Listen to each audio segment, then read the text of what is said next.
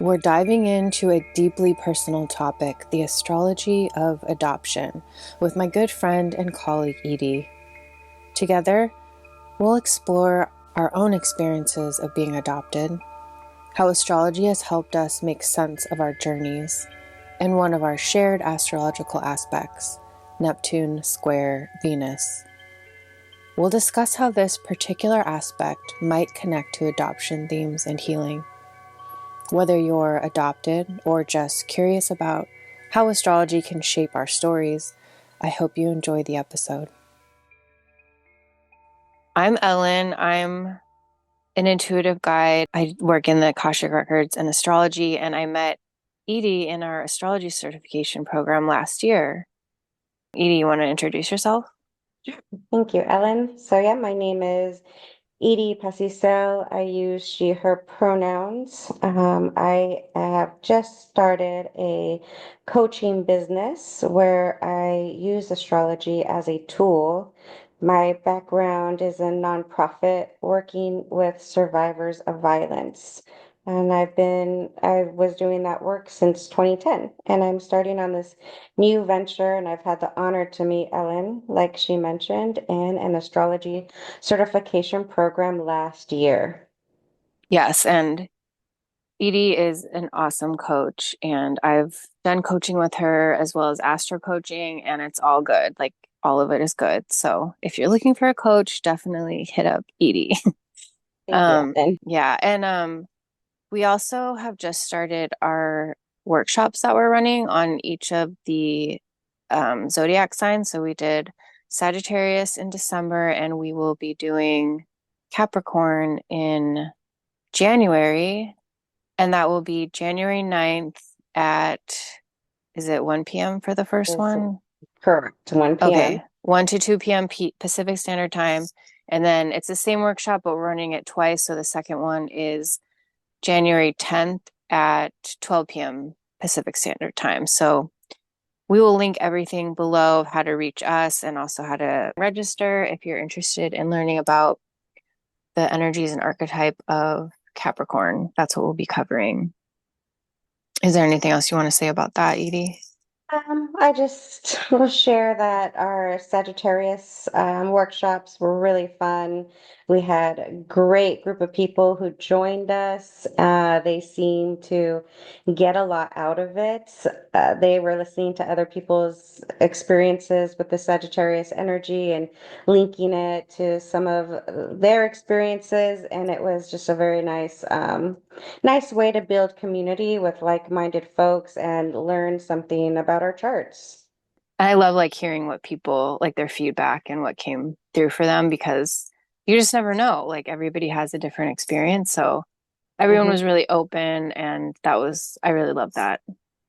Yeah, and I think my favorite part about it is really just that community building. And we loved this experience so much that Ellen and I will be doing this for the whole year of 2025. So we will, Yes. anyone who wants to learn more about the signs in their birth chart, this is the place to be. Yeah. So let's go into adoption. So I think we should just like share a little bit about our adoption stories and then we can like go into the astrology stuff. We're going to set the stage of what we're talking about. Oh, yeah, I So guess. our intention for this episode. Yes, Um, yes, thank you.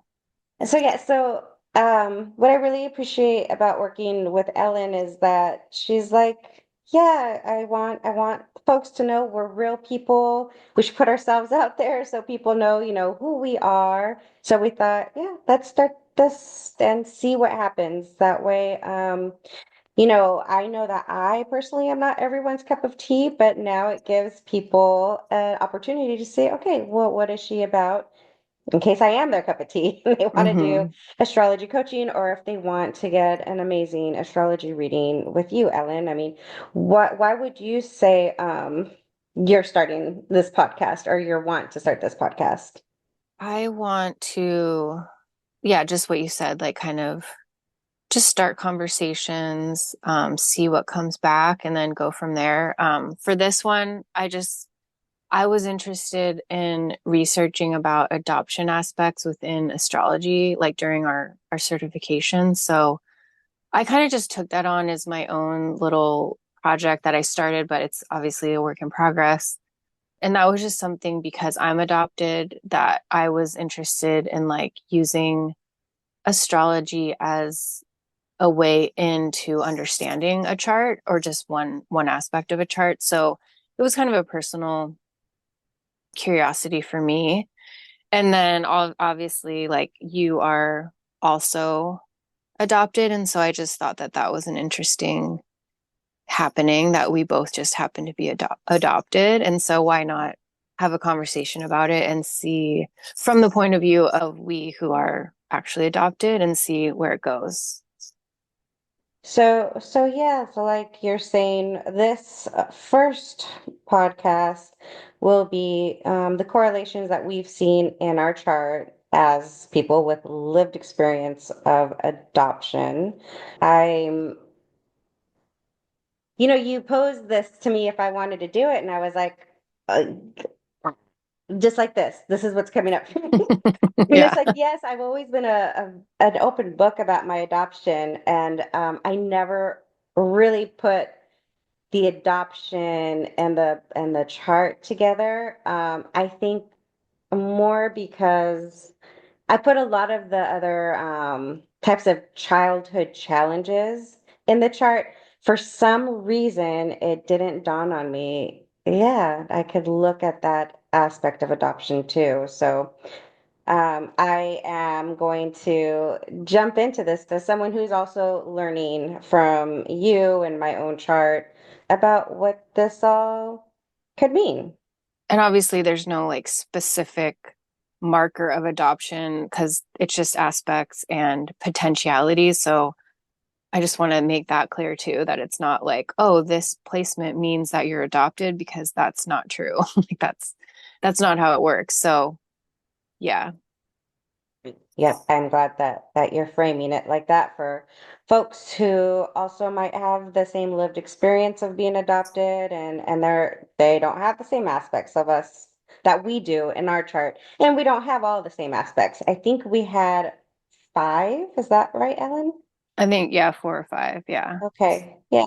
Yeah. So it sounds like this episode will be more sharing about how those aspects have shown up for us with that lens of having been adopted. Yeah. So Mhm. we'll talk a little bit about our own stories and then kind of go into how that relates astrologically. Do you want to start with your Oh, sure. Okay, so my adoption story. It really, if you were to read it, it would be like you're reading a novella.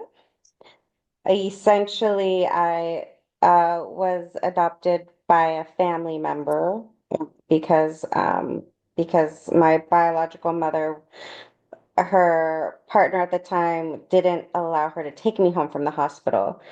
But the family member who took me was doing it as a way to help her, but it ended up that she just took me and never gave me back and moved really far away. So they didn't tell me I was adopted. I didn't find out until I was 11 years old because my bio mom came knocking on my door. And so at that time, it had to go to courts, and I was officially adopted in the court system, family member. and what about like any themes or emotions that were related to your personal experience that came from that? I mean, I was adopted by a family who, there was a lot of mental health issues. Mhm. So there was definitely challenges growing up. When I found out I was adopted, I wasn't allowed to say I was adopted. They wanted to keep it a big secret. And I lived in a house where there were a lot of secrets. So Mhm. I was never really pinpointing my chart to the actual adoption. I think I would see the hard aspects of some of the more of the abuses that took place. And I will Mhm. say I did meet my bio family and later in life. But the family is family. So some of those same kind of themes that I had in my adopted family, I could also see in my bio family. I don't know if I'm answering your question, Ellen. Mhm. Does this make No, sense? that's all. Yeah. Yeah. Okay. Thank you for sharing that. Is there any other pieces or that you want to Uh, share? it was a how would I say the words? Well, I know when I found out I was adopted, I think Hmm. like most kids, it was like, oh my gosh, this is so exciting. It was really quickly, I was frowned on right away, and then I felt like, no, this is something that should be shameful. So there is that aspect where um, there was just a lot of heaviness in Hmm. the adoption itself. Yeah, it sounds like it would be like really confusing too, to be like told, oh, you can't talk about this, and kind of It like, why is not? And then also not even being told until you were 11, like that. It's still pretty young, but still like your identity has been formed as like one thing, and then all of a sudden it's not. It's a little different, you know? very confusing. And then I Hmm. was really put in a place where I had to put their needs before mine. So Hmm. all Hmm. of that confusion just had to get pushed down, and I had to Hmm. just pretend with even my closest friends, like there was nothing really wild going on with me. And yeah, it was hard for an 11-year-old to contain so much chaos inside my belly at Yeah. that time. Yeah, it's also interesting that you said that it was exciting when you first learned about it. And obviously it changed, but what was that like? I mean, I think it was just a very superficial, like, wow, like it Mm. sounded neat. Like, Mm. I'm adopted. There was Hmm. just something about it that seemed was different. There was a mystery behind it, and I Hmm. wanted to learn more about it. I wanted to know who these people were. There was just a lot of curiosity, a lot of Hmm. imagination. Yeah, it's almost a little bit maybe fairy tale-ish stuff happening Right. inside my head. I totally relate to that. Yeah, I was adopted from like being like when I was a baby. So basically, I don't remember being told I was adopted. There are stories that like one of my aunts told me, but like I really don't have a memory of it. So as far as I know, I just always knew. And it's sort of like one of those things where like a lot of people will ask, "Oh, are you like how is that?" or like "What's that like?" or "Oh, are you okay to talk about that?" And it's like how do you know it's that's all I knew. Do you know what I mean? So it's like how do you if there's nothing, if that's all you knew, how do you know any different kind of thing? I don't know if that makes sense, but it's sort of like, I don't know, I'm adopted. That's it. Like the way that I kind of interacted with it though was I kind of felt just like somewhere within me that like I wasn't wanted, even though I was adopted by a different family. Like I just never felt completely part of the family, or I just felt always kind of like lost and not sure where I fit in. Like, I mean, I think my parents loved me and everything, but I just never felt like found. Like I just always felt very lost. And I still kind of feel that way, but that's probably why I'm interested in astrology, because I'm always interested and drawn to like these tools where I can like find out more. But like when you were talking about, oh, this mystery and like the fantasy thing, it's like I would make up so many things in my head, like about who my birth mother was and like what she looked like and how she was, and like, oh, maybe I passed her on the street and would I know Mm, her if I saw her, and all these wonderings. And like you said, like curiosity about it, because there's something about it that made me feel like, oh, maybe if I found them, then I would understand myself better. yeah, You know no, what I that makes mean? sense. Yeah, yeah. I never did find them in my like when I was younger, because that was before the internet and stuff. But But I did try to like look up people in the phone book and like with the little information I did have, but I just never was able to get anywhere with it then. So I just felt like a little bit other, like I didn't quite fit, just that I was like a little bit different.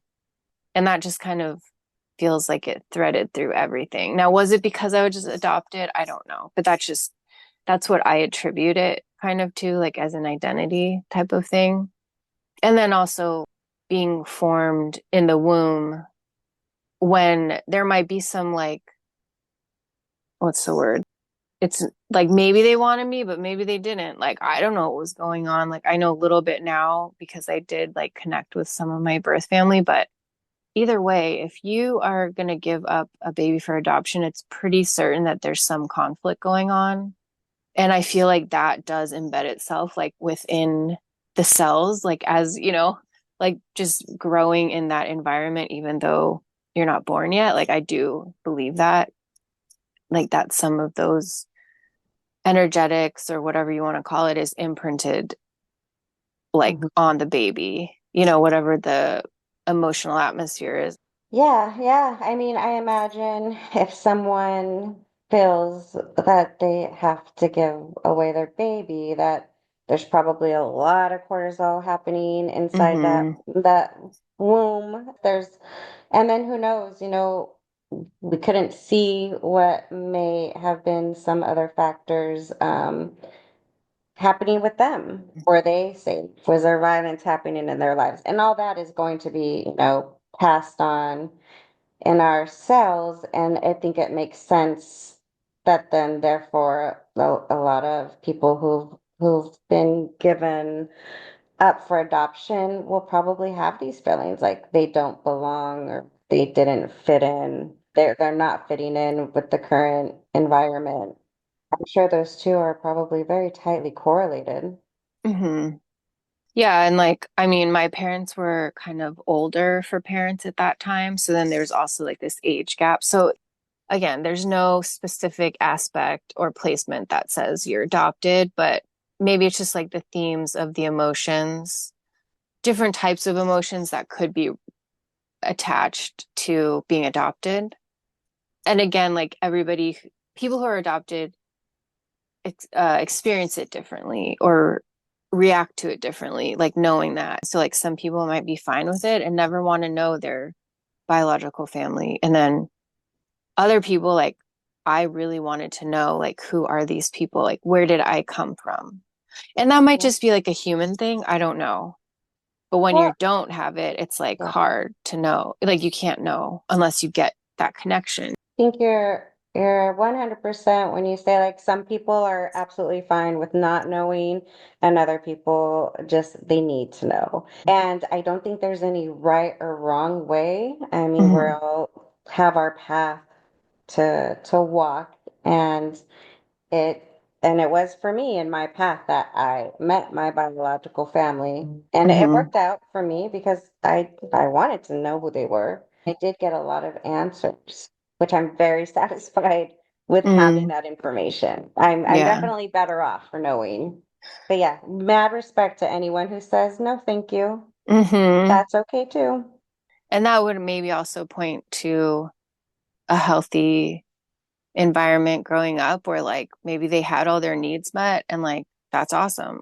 you know, I just happen to be someone who, I mean, most of my needs were met, but some weren't. And so like I feel like that kind of left a little bit of like searching and wanting to understand more about who I am. Yeah. And I mean, and you did mention that your parents are older, as was Mm-hmm. my adoptive father. He was Mm-hmm. much older, and that baby boomer generation aren't the fondest of thinking, oh, children should be Mm-hmm. seen and then we should be talking to them. It's more like Mm-hmm. children should just be seen and not heard. And Exactly. that leaves its own emotional wounds. I mean, it's essentially a form of emotional neglect. That's just very harmful and not to blame all baby boomers. I mean, everyone, I believe, is doing the best they can, and we have a lot more information and studies now. We seeing a human being, listening to them, letting them feel understood is one of the best things you can do for another human. And children's brains are still growing, so if anybody is a ripe candidate for being seen, heard, and understood, it's our youth.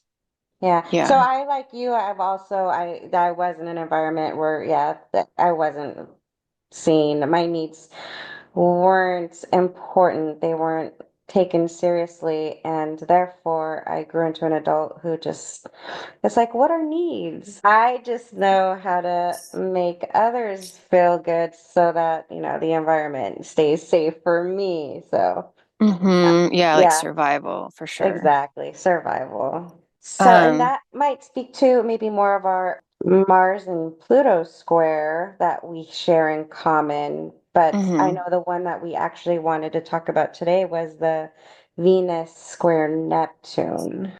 Yeah, so where's your Neptune My Neptune is in the 12th in Pisces. and Venus? Sorry, my Venus is there. My Okay. Neptune is in the ninth in Sagittarius. And then mine, let's see, my Neptune is 10th house squaring Venus in the seventh house. And we both have Neptune in Sagittarius. Yeah. So we have like our Venuses opposing each other. Okay.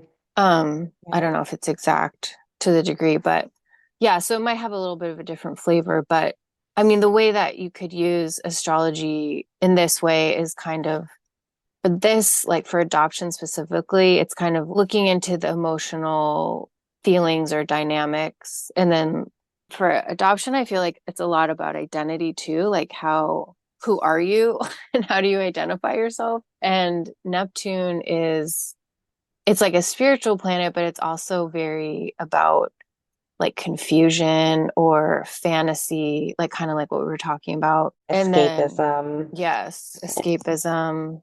Yeah, no, I was just thinking of those shadow sides of Neptune. Mm, It's something that's it's hard to see. It's you hmm can't make sense of things. It's unclear.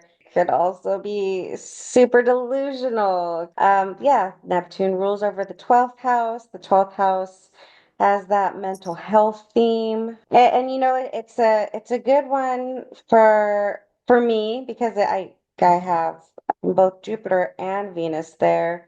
And having come from a household where there was a lot of mental health issues, and being someone who had so much love in my heart as a child, as I think, most children do, really trying to not escape. And what's the word when people tend to have the what is that? It's some toxic positivity, right? That can be some mental health stuff. Everything's fine, everything's okay, but you really want to believe it because, Venus and Jupiter in the 12th.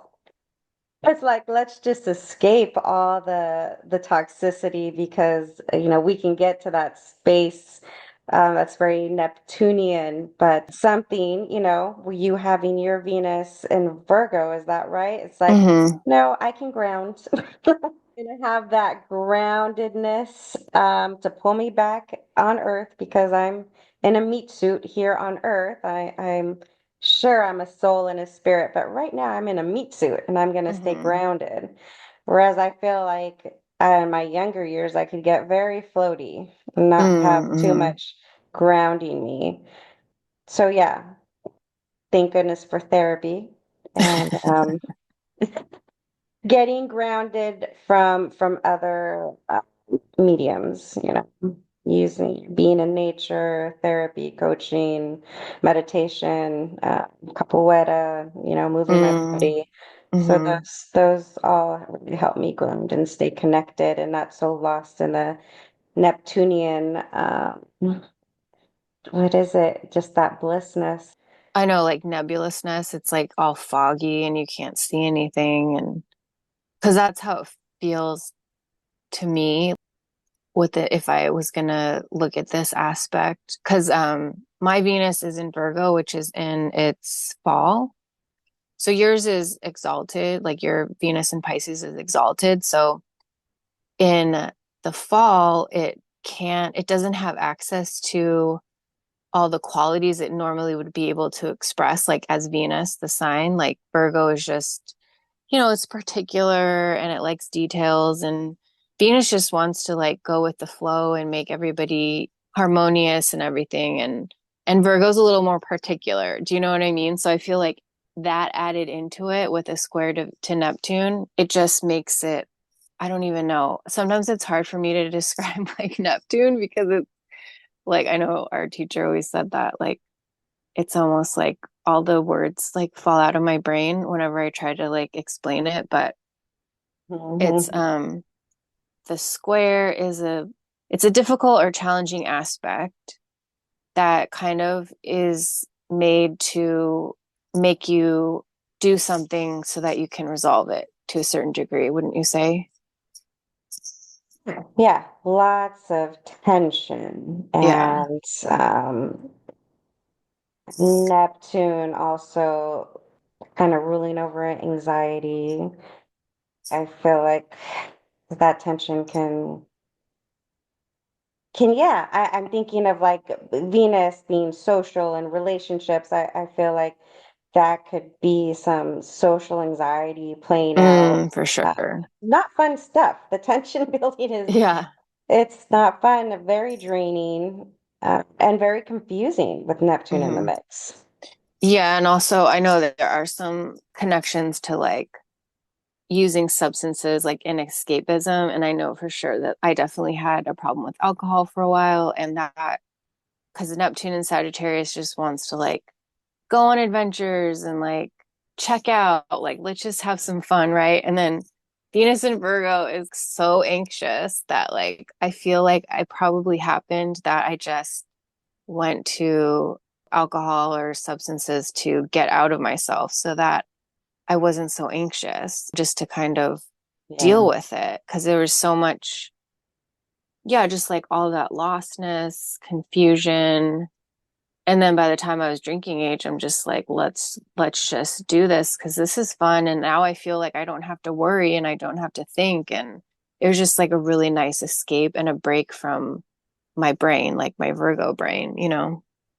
for sure. Yeah, I could see that. I mean, because that Virgo brain's gonna go, go, go, and then alcohol being a depressant will let your body relax. And I imagine if your body hasn't relaxed in a long time or your brain, that's just a welcome relief. Like, okay, this is how you work. I see you, alcohol. Okay. And then, you're young. You don't know. It just feels really nice to not feel so anxious all of the time. And I can really relate with that too. And Jupiter conjunct to my Venus in the 12th house, where, yeah, escapism is a bit of a theme there. And Jupiter is known for alcohol. So it was a way I got to escape all that anxiety as well. My adopted father was a chronic alcoholic, so it wasn't hard to get alcohol and hide it. Started drinking like around 12, didn't get heavy into it until high school, and that was really to fight off all that social anxiety. I did not know what to do with my peers. I mean, there were so many nights that I wasn't even sleeping because my alcoholic father was being violent in the house, and I was up all night and trying to be in school studying all day with other kids who were sleeping and had a nice a nice night's sleep. It just didn't make sense for me. I didn't know what was happening in my body, and having a big 40 ounce was just the relief that I needed at that time, and I didn't know how to get it anywhere else. Therapy wasn't something that was acceptable in my culture. You Mm-hmm. don't air your dirty laundry to anyone, and we didn't even have the resources for it, to be honest. So I used whatever I had, which was alcohol. As you're sharing this, I'm just thinking about how it's like we're escaping our physical realities, right? Like we're trying to escape our 3D lives to like go somewhere else, like just get out. And I feel like also part of our connection is through like what we've learned in somatic experiencing and how including the body in all of this is such a grounding, important part of like feeling the feelings and allowing like who we are to be there and to express itself in like healthy way or like a way that we can be in our bodies and like present. And Hmm. that's also like when you're saying that, I'm like, oh wow, it's different now because we've learned these other skills now. Absolutely. And you know the thing I really love about somatics that you'll never find with drugs is that you know the drugs will just allow you to escape the feelings, but the somatics will actually allow you to feel the feelings until it shifts. And that's a really huge component of healing because it's one thing for me to have a terrible experience with family members and go get blitzed one night, but that's not going to take the trauma away.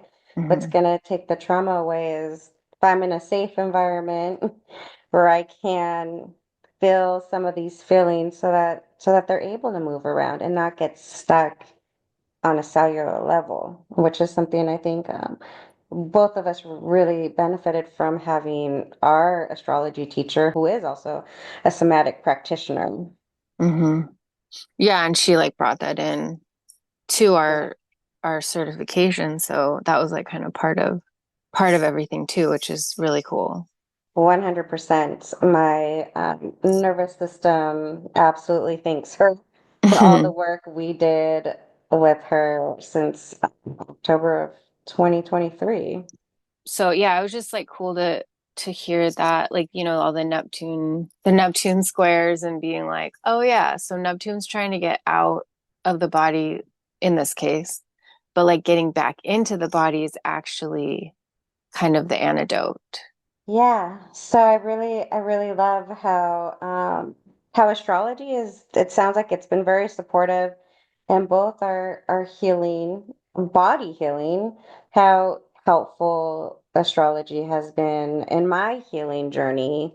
Um, because it's nice. It's hard to be in your body all the time. You know, this is why our masterful, brilliant minds allows us to dissociate because sometimes we need a break, which is all fine. And astrology definitely gives our body a break by being super analytical in our heads, which can be great fun. But I think, yeah, what a gift to get a teacher who brought in the somatics with the teaching of the archetypes so that we could bring this work forward with our clients too, who may have Hmm. also experienced adoption or any kind of childhood trauma where we can use some of the practices of the somatics that we've learned and gift it, Hmm. to folks Yeah. who need it, who want it.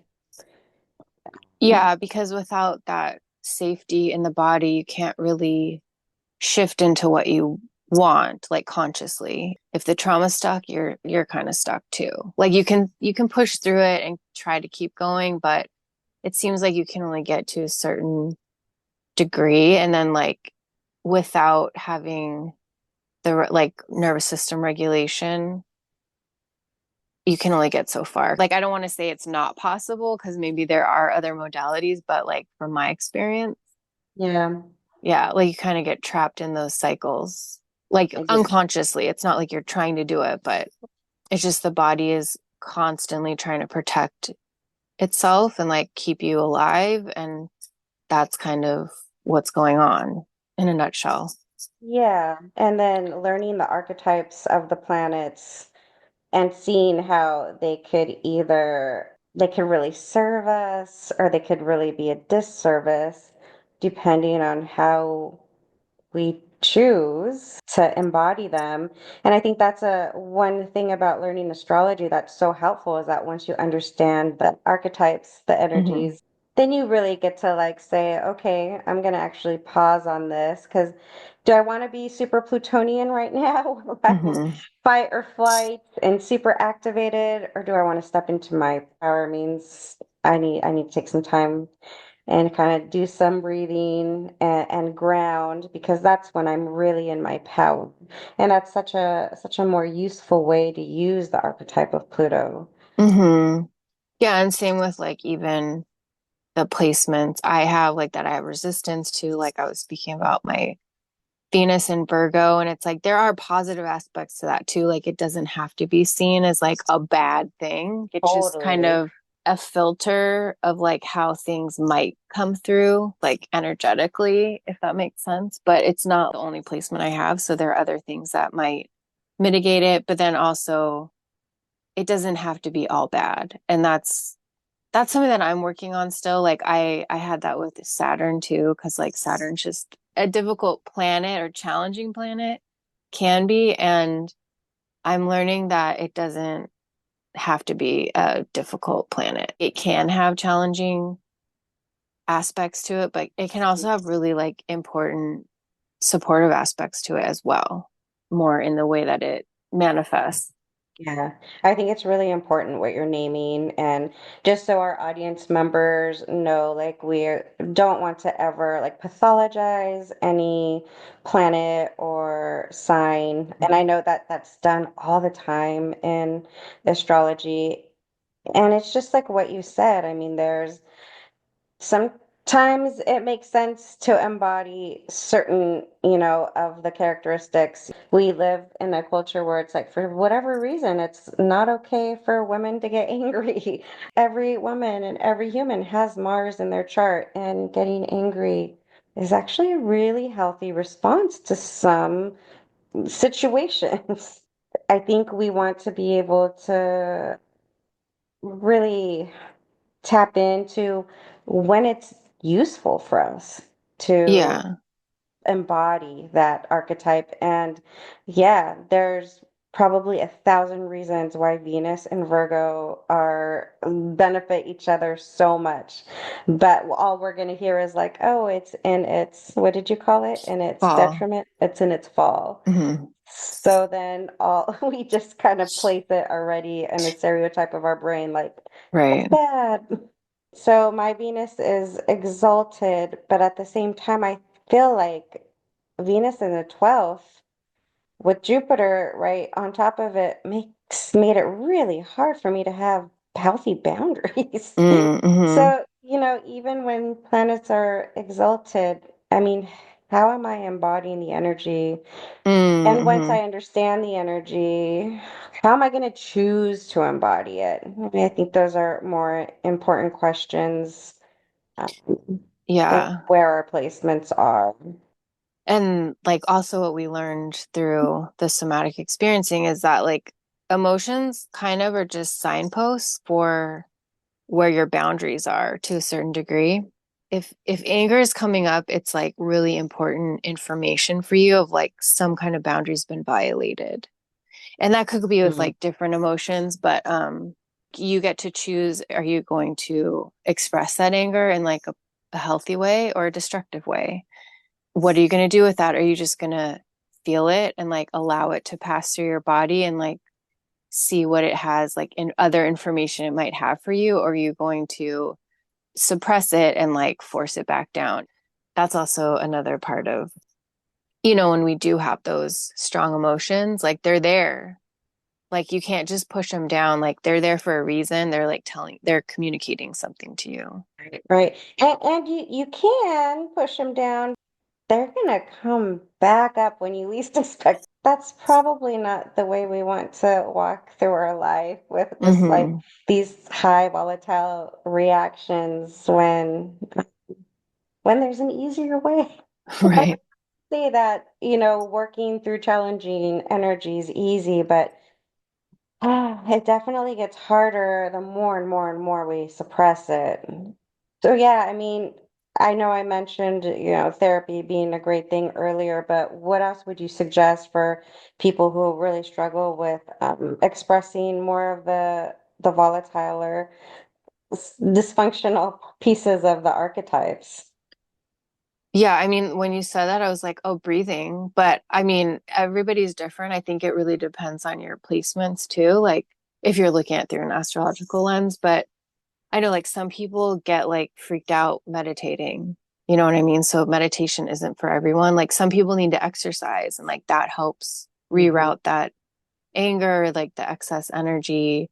But like for me, I feel like somatic experiencing has been super powerful. Like it is like over time, like, I've been working with it for probably like 3 years now. So it's not just like a quick fix, like I don't think anything really is like anything that's a long-term, healing. But yeah, somatic experiencing it's just so different than anything I was raised with and like any other modality I've tried, like talk therapy. It's nice, but it can only get so far for me. I mean, there's so many options now, like out there. Like, if you want to find a way, you'll find it. There's so much, like, there's YouTube videos and like, I just Google, and there's so many resources to be found that can help. I feel like. Yeah, yeah. And so if there are folks out there listening to this right now and they're interested in resources, feel free to DM us or leave comments. Also feel free to share your stories if you feel so inclined to, or any part of this podcast that spoke to you. Yeah, we love hearing your feedback, and yeah, thanks for listening, and maybe we'll see you again. And we already plugged those dates. So yeah, I hope you can come join us to learn a little bit more about Capricorn that's in your birth chart next month. Yeah, hit us up if you'd like more info. Take good care, everyone. Bye bye. Bye.